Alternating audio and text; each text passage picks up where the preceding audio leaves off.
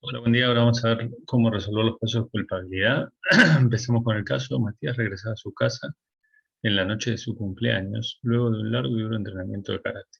Algo apenado porque nadie lo había saludado un día tan especial.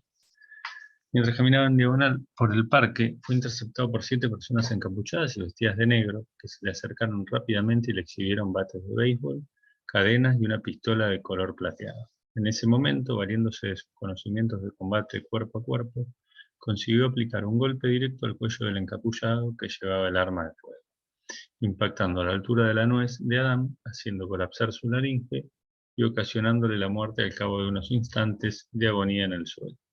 Inmediatamente los restantes sujetos retiraron sus máscaras y dejaron caer todos los elementos contundentes para acercarse hacia el caído, de cuya capucha removieron. Con horror, Matías comprobó que el supuesto agresor era su hermano Gonzalo, quien junto con sus 6 mejores amigos había organizado una simulación de secuestro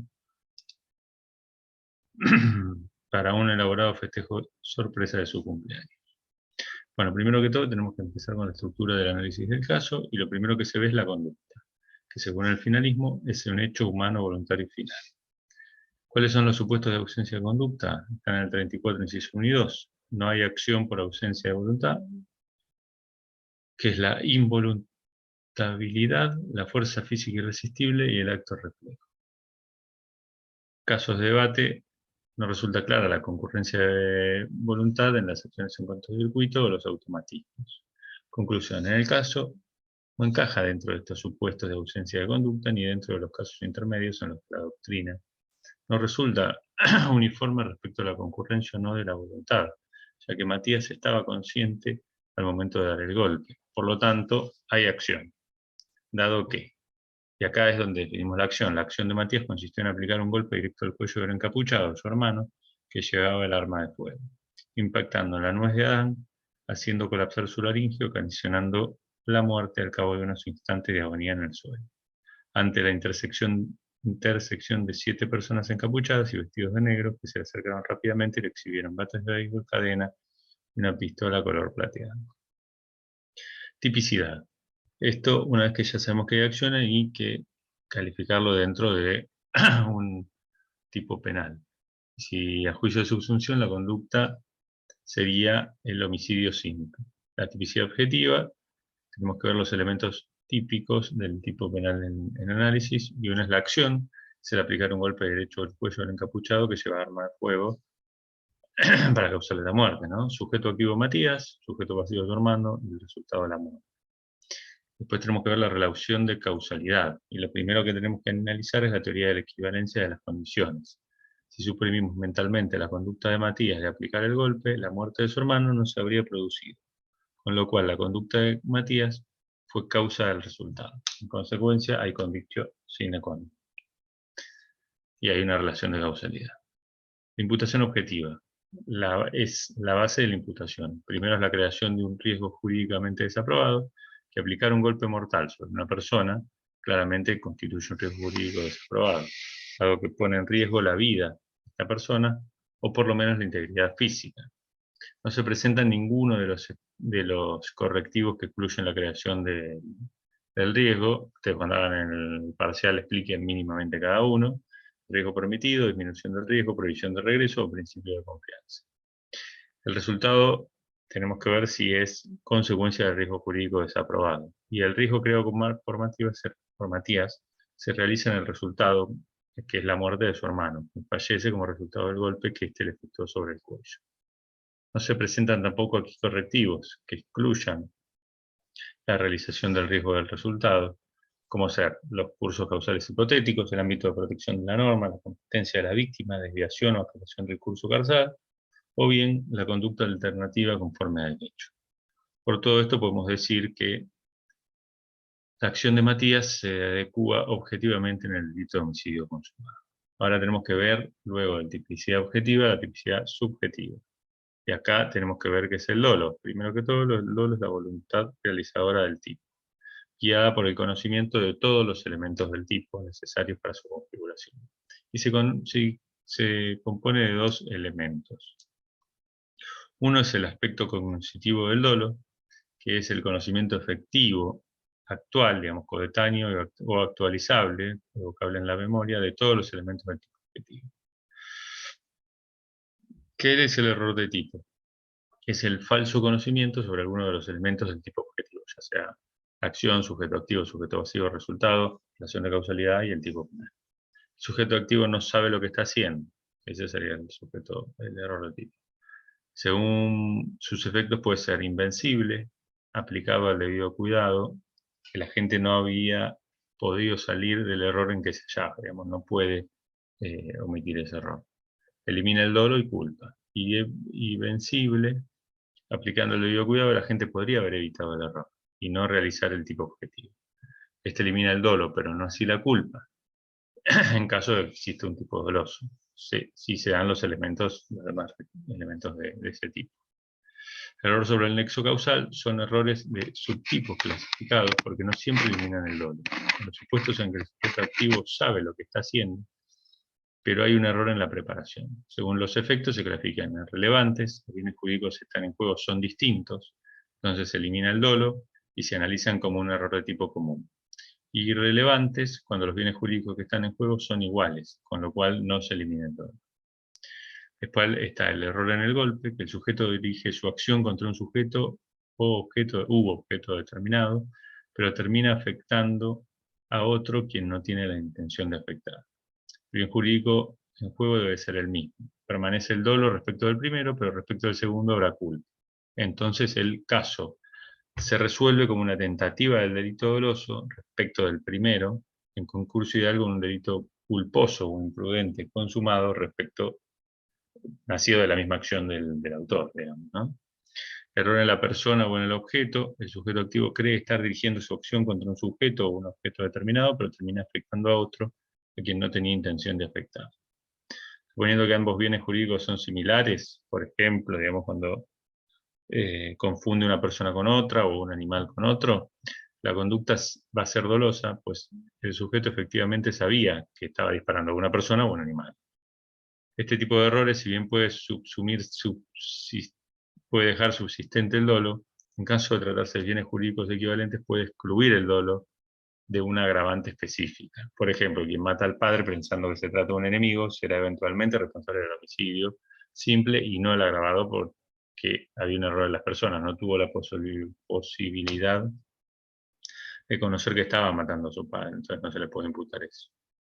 Aspecto volitivo del dolo, si no se conoce, no se puede creer, por lo tanto no puede haber finalidad. El dolo puede ser directo, se define por la proposición del fin, dolo inmediato, dolo indirecto de segundo grado, se define por la selección del medio, dolo de consecuencias necesarias, y el eventual, que es la representación del resultado y su consecuente aceptación. En lo que respecta al aspecto cognoscitivo, al momento de dar el golpe, Matías conoce en forma efectiva y actual que le está apuntando a una persona y cuáles pueden ser las consecuencias de accionar, tanto la muerte o la lesión del sujeto pasivo. Matías sabe lo que está haciendo, su conducta no presenta ninguna clase de error de tipo porque conoce los elementos del tipo objetivo que está realizando. Sin embargo, podría argumentar que hay un error en el curso causal, específicamente error en la persona, dado que Matías piensa que está golpeando a un desconocido cuando en realidad mata a su hermano. Como vimos, este error sería irrelevante y no interesa en la vida de quien se está afectando, sino el bien jurídico vida. Digamos que tampoco podríamos imputarle el agravante si hubiese por ser el hermano, ¿no? En lo que respecta al aspecto volitivo, Matías actúa con dolo directo, ya que se propone dar un golpe mortal al encapuchado que tenía el arma. Entonces, la conclusión de la tipicidad establece que Matías reúne todos los elementos del tipo objetivo, y subjetivos también, por lo tanto se adecúan al delito de homicidio. Ahora vamos a la antijuricidad. Se evalúa si la acción que llevó a cabo el sujeto activo es contraria al ordenamiento jurídico en general, y se compone de dos elementos: la antijuricidad objetiva, que certifica que se den en el mundo real todo y cada uno de los presupuestos del tipo permisivo; la antijuricidad subjetiva, que analiza si hubo conocimiento de los presupuestos de la justificación e intención. Puede darse errores frente a los presupuestos de la justificación. Es una suposición errónea del sujeto activo respecto de circunstancias objetivas, que si hubieran concurrido hubieran justificado el hecho. Estos errores se analizan al nivel de la culpabilidad y se llaman errores de previsión indirectos o eximentes putativas. Otra situación que se puede dar en este análisis es que el caso efectivamente se presenten los elementos de presupuestos objetivos de la justificación, digamos que se encuentra satisfecha la parte objetiva de la antijuricidad, y que la parte subjetiva no refleje esta justificación. En este supuesto diremos que la conducta es antijurídica, a diferencia de autores como Zaffaroni que entienden que basta que sea la circunstancia objetiva. Al momento de medir la pena, sin embargo, entenderemos que correspondería asignarle al autor una escala penal similar a la de la tentativa del delito. Esto es así porque, si bien existe un disvalor de la acción, que el sujeto quiere matar, digamos, por motivos distintos y desconoce los elementos que podrían llegar a justificar su conducta, se carece del desvalor del resultado. El resultado de muerte no será disvaluoso, puesto que existe un permiso para el orden jurídico. Causas de justificación. En el ordenamiento jurídico existen determinadas autorizaciones o permisos que habilitan a la gente a actuar de determinada manera. Por la vigencia del artículo 19 de la Constitución. Uno de ellos es la legítima defensa, que puede ser propia o de un tercero. La elección ilegítima actual o inminente debe provenir de otro ser humano, debe tener forma activa o pasiva, por acción o omisión, y ser intencional, o producirse a raíz de una imprudencia. El crimen jurídico puede ser objeto de agresión y por lo tanto defendible. La acción será ilegítima si el sujeto agredido no tiene la obligación de soportar dicha acción. La agresión debe ser actual o inminente. Necesidad racional del medio empleado para impedirla. Si la acción del agredido es menos dañosa de cuanto estaba a su alcance para la situación concreta. Es exigible que haya proporcionalidad entre el daño que hubiera causado y el daño causado por la defensa, salvo que sea exagerado. Y la falta de provocación suficiente, que se define con pierde el derecho de defenderse, digamos. Los requisitos subjetivos que tienen que conocer y querer todos estos elementos. El estado de necesidad justificante, que es cuando la gente causa un mal menor para evitar un mal inminente que ha sido extraño. Los requisitos objetivos es que el mal se produce sea respecto a un bien jurídico menor en relación al que quiere defender. Para determinar la jerarquía de los bienes se habla del principio de ponderación de intereses. El sujeto debe ser ajeno a la producción de un mal menor, no puede invocar ese estado de necesidad justificante si lo provocó por su acción. Y tiene que haber una inminencia del mal mayor, cuando la pérdida del bien jurídico en riesgo se asegura o muy probable. Y también el empleo del medio menos lesivo. La acción debe ser necesaria. No lo será si el peligro podría haberse evitado por otro medio. Y los requisitos subjetivos es lo mismo, que la gente debe saber frente a un estado que está frente a un estado de necesidad justificante si debe querer el mal mayor. En cuanto al ejercicio legítimo de un derecho, el sujeto tiene que obrar en cumplimiento de un deber o un legítimo ejercicio de un derecho, autoridad o cargo, proveniendo de cualquier rama del derecho. El requisito subjetivo es que la gente debe conocer que está actuando en este ejercicio legítimo de un derecho y querer hacerlo. Pueden existir también errores vencibles o invencibles. Para el caso, se podría analizar si la conducta típica de Matías se encuentra salvada por la causa de justificación de legítima defensa, teniendo en cuenta que actuó temiendo que los encapuchados que los interceptaron armados. Ahora, vamos a ver si efectivamente se dan los requisitos de la legítima defensa. ¿Hay una acción ilegítima? No, no existe una acción ilegítima porque era una broma que le estaban efectuando. ¿Hay una necesidad racional del medio empleado? No hay racionalidad ya que no hubo agresión. Y falta de provocación, y sí, no hay provocación por parte de Matías. Todos los elementos objetivos no se cumplen de la legítima defensa. Ahora bien, los requisitos subjetivos es el aspecto subjetivo de la conducta de Matías, no respondía a los presupuestos objetivos de la justificación. Sin embargo, es diferente en la representación que tuvo el autor. Para la representación de Matías, cuando existe una agresión ilegítima, existía, digamos, una agresión ilegítima que fue haber sido interceptado durante la noche por 7 hombres que le exhibían armas, una de ellas de fuego incluso. Por otra parte, estas 7 personas lo superaban en número y estaban encapuchados, por lo que él no sabía quiénes eran ni lo que iban a hacer. Ante este contexto, él se representó una situación de peligro actual que dio lugar a su intento de defenderse. Desde la perspectiva de la representación del autor, no existían problemas en cuanto a la racionalidad y la necesidad del medio empleado, porque no resultaría en las condiciones que él se representó o las narradas una desproporcionalidad en defenderse con un golpe mortal frente a 7 personas armadas, con palos e incluso armas de fuego. Finalmente, Matías no provocó nada de esa situación. De esta forma, podemos afirmar que Matías obró con error acerca de la concurrencia de los presupuestos objetivos de la causa de justificación. Objetivamente, su conducta no se encontraba justificada, pero algo distinto pasaba con la representación que él tenía. A partir de esto, podemos decir que la conducta de Matías es típica antijurídica, por lo tanto constituye un injusto penal. O sea, ya llegamos a los tres estados, digamos, de la teoría del derecho.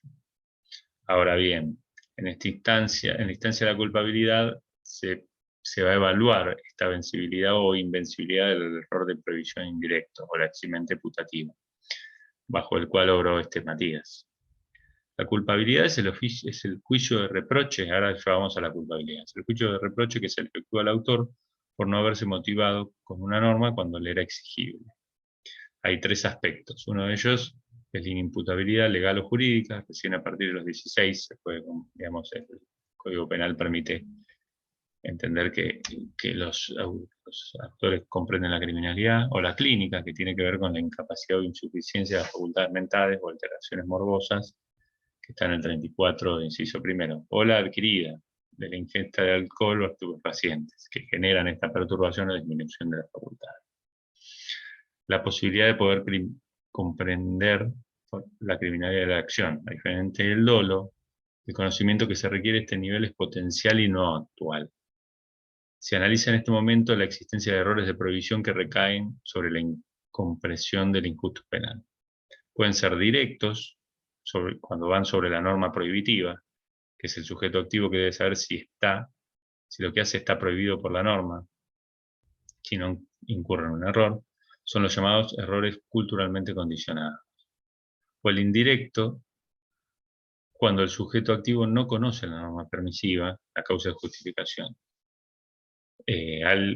Los casos que se pueden dar, alguien que cree que está en una causa de justificación que no existe, o la mala apreciación de un elemento objetivo en una causa de justificación, la eximente putativa. Según sus efectos se clasifican a su vez en vencibles o invencibles, que excluyen el reproche o la culpabilidad, o vencibles y evitables, dependiendo de la teoría que se adopte. Una es la teoría de los elementos negativos del tipo, que excluye el dolo y subsiste la imputación culposa que está prevista. Otra es la teoría estricta de la culpabilidad. Atenúan la culpabilidad, la teoría dominante que es el derecho penal argentino. Y la teoría limitada de la culpabilidad, que atenúan la culpabilidad, eso para el error directo o indirecto, en el primer caso. Pero en la eximente putativa, que sería el segundo caso, la única diferencia es que la teoría limitada de la culpabilidad establece que debe aplicarse la pena para el delito culposo. O sea, si bien se le achaca ese delito, es el delito culposo. Es muy importante establecer la vencibilidad o invencibilidad del error. Y en este caso, en el caso de la primera, digamos la teoría adoptada, porque todas las consecuencias serán sensibles y diferentes en cada caso. Pues está el ámbito de autodeterminación reducido, que es el estado de necesidad exculpante. Pese a comprender la criminalidad del acto, el contexto lo acota de que solo puede actuar de esa manera, evitando la posibilidad de que se lo reproche por eso. Entonces, la conclusión que arribamos es que Matías, que era un hombre mayor de edad, que no sufre de incapacidad ni alteraciones morbosas en sus facultades, ni tampoco sufre al momento de efectuar un golpe, una perturbación o disminución por ingesta de alcohol o paciente, con lo cual no es inimputable. Sin embargo, al momento de dar un golpe mortal, sí incurre en un error de prohibición indirecto. sea que lleva a cabo una mala apreciación del elemento objetivo de la causa de justificación, lo que sería una eximente putativa. El agente, el sujeto activo, supone falsamente una necesidad o una situación de justificación que en realidad no existe, porque, porque no lo atacan personas con el fin de agredirlo, sino que era su propio hermano haciéndole una broma. En este caso, podríamos decir que el error sería invencible. Sabemos que debe considerarse un error inevitable, un error de previsión, teniendo en cuenta la capacidad física e intelectual del autor,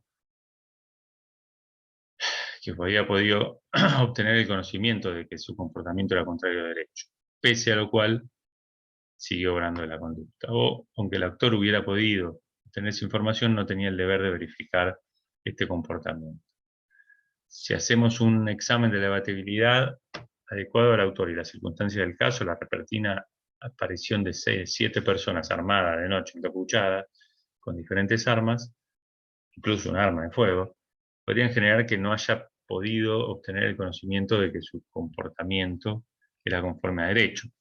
A la par que no existía ninguna responsabilidad sobre él o el deber de verificarlo. Y ante una inminente agresión, no es factible pretender de modo excluyente que la persona actúe de un modo distinto. En consecuencia, la reacción de Matías, si bien constituye un ilícito, no es reprochable porque incurrió en un error de previsión invencible. Y su culpabilidad se excluye por imperio del 34, inciso primero. Así se resuelve el primero de los casos. Ahora después vamos a poner